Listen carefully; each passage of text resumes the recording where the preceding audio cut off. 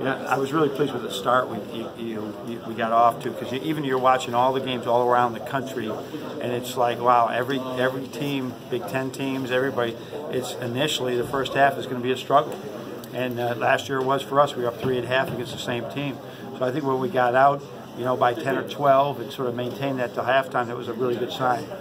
Second half could have been very different. They make a couple threes, and it could have got close again. But what Charles did with number 0, right, and what Xavier did with number 14, I mean, those two kids are dynamite players, and they just had great defensive games against them, and they couldn't. Those primary scorers couldn't score.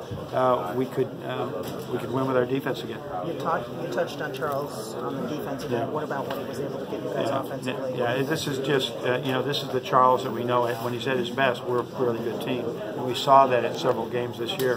And that his injury, it really set him back in our Big Ten tournament, and it was all right because we got through it, right? So now hopefully, this is because we're going to need him if we're going to make a run, any type of run in the NCAA tournament. If we're going to beat Florida, let's just say if we're going to beat Florida, we need all hands on deck.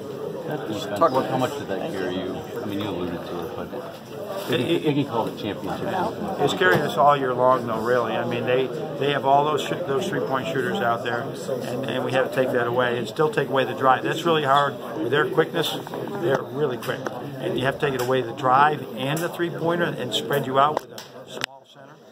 That was a big part of it. I know you guys stay even keel as a coach, but how much fun is that for you to see your guys execute in that way? He asked me a fun question, guys. What's my answer to that? I never have fun, but I know the team had fun. Right? Just getting a win and enjoying this, and what's best about the NCAA tournament is we don't have to get up at 6 a.m. and have a game at noon tomorrow, right? We can enjoy the win tonight and then have a day to really think and prepare. John, 8 first-half turnovers, some cold shooting at the end of the first half. What was the message in the locker room at halftime? That's not like us. I mean, we're leading the country. We're averaging 9.8 a game, or 8 and maybe 9 a game, and we had 8. But credit them; they got out in some passing lanes. We were a little sloppy with the ball. We didn't catch a few, and that was a big message. What did we end up with? 10? I think 9 or 10. Yeah, or 12 actually. Yeah, so it's a high number for us, and but it's also it's good that we could still win without playing like a flawless game as far as turnovers. And then you guys are going to finish the year 7-0 when bouncing back after losses, haven't had back-to-back losses in a couple years. What is it that makes this team so great at bouncing back after suffering a defeat? That's one of those questions I don't have answers for. We've been able to do it.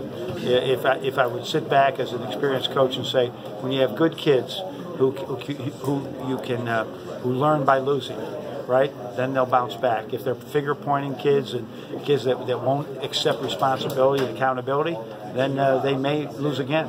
But we learn from it. Just talk about the run. Charles could do just about all he could do before. Yeah, I think so. I think he just needs the reps. Bob, when he played, he was just saying 3 games in a row. He practiced 2 days.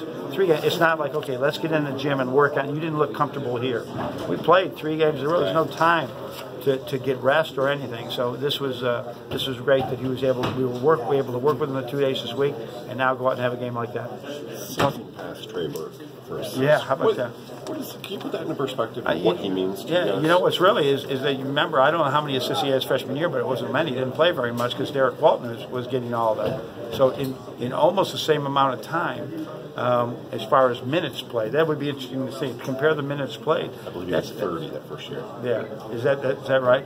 So he's like right there with Trey, and that's one heck of a comparison. So he's just a tremendous young man who he had to fight through that about that when I was telling him to value the assist more than your own points, because we don't have other people that are going to assist like you, and so the ball's going to stick all day long. We need you to be that primary guy that find other people, and he has. Is it almost a relief as much as anything to get that first one out of the way? Relief is the story of my life in coaching. It's always relief. That's it. Pro-Lades, man, it's great relief every win, right? And so just get it out of the way. And now we've got a great challenge tomorrow with Florida, where Darius Nichols, he was assistant at Wofford when we played them in the first round in Milwaukee, and now he's assistant at Florida. So thank goodness our offense has changed a great deal from when he played for me at West Virginia. Talk about the run you guys made when they cut it to 8. Yeah, that was a big talk about a bounce back. Yeah. I didn't realize they cut it to 8. I thought they cut it to 10, but we They made it 3. That's right. They made it 3 and they made it 2, and we're up 13. Right away we responded, so it was huge. And some of those points, if I recall, were not pretty points. We just got points. So, and then having JP and Charles make the threes back to back get you a little bit of space, and we need those two to do that. DeAndre mentioned that Florida reminds him a lot of Maryland. Do you kind of see the same similarities? Yeah, I haven't seen Florida one bit. I can't tell you. I know those the Netbart and Locke, the 2 guards, that we watched a lot when they were in high school, really quality things. But and White's a great coach, right? And but I haven't watched them at all. But that's DeAndre Scout, so he better know somebody he compares him to. When you go against former players that you recruited like Locke, does that kind of help at all in terms of game planning, or do their games change so much from? No, we know we'll be able to tell those guys this kid can really play, right? And let them know that. So he and that part, I watched them both a lot, both committed to Florida, and when we were looking at them, just really good players. X was a little out of character early with the 4 turnovers. What did you say to him, and what did you? But he was like, when we came in at halftime, and then I noticed his body language was bad at halftime when he was warming up, and I said, "All right, you got to forget about the 4 turnovers." He was beating himself up. Forget about it, right? And come out here in the second half, and you got to run this team, and because the team's going to feed off your body language. So forget about it and play. And he had just a great second half. Coach, leaving Charles in a little longer than the other starters, is that for the win? Yeah. Well, I just. I mean, we're up 26, and I think we still have a chance of losing the game. I mean, that's the way I think. And I just wanted to keep somebody on the floor, and anything we can get with him to get another touch, something more comfortable. And that he had 3 games off, right, or 3 or 4 games off, and Ignis and JP didn't have those games off. So I wanted them to get more rest, and I just wanted to keep 2 starters on the floor, so it was like eeny, meeny, miny, mo. You just pick somebody. And have you had a point guard center chemistry like that on the pick and roll specifically, like those 2 guys had? That's good. That's a good question right there. I haven't had too much of that. I would because we run so much more pick and roll than I used to. So that's pretty good. Those 2 really fill each other well. And in the same class, when we came in together, both Ohio kids, they're connected. How often have you seen the hook oop from Xavier in practice? Yeah, I mean, we actually talk about that a lot. That's something you can use against people that drop. You just throw the hook up, but throw it to the guy instead of it. And it's really hard to defend because the other guy's thinking, well, do I got to go out there and block that thing, or how do I do it? And it's great. It's similar to a jump shot pass. Everybody looks up, so it's good.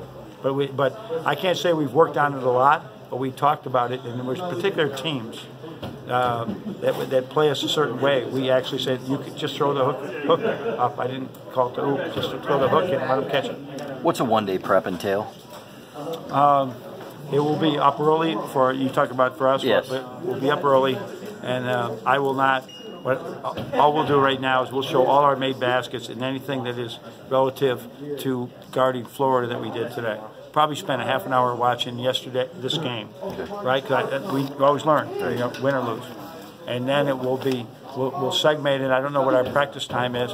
We'll probably give them an early scouting report and some set plays. We'll get the scout team ready, and then whatever our practice is, we'll go 4 hours today, though. We save 4 hours in the week to go. Probably a 90-minute practice, but a lot of that will be walk and talk, and then get ourselves really walking through in the lobby. We made a beautiful floor in the not in the lobby. It's incredible. The ballroom is an incredible floor. So we'll walk and talk to a lot of resting and rehab, and talking about what Florida does. Okay, thanks everybody.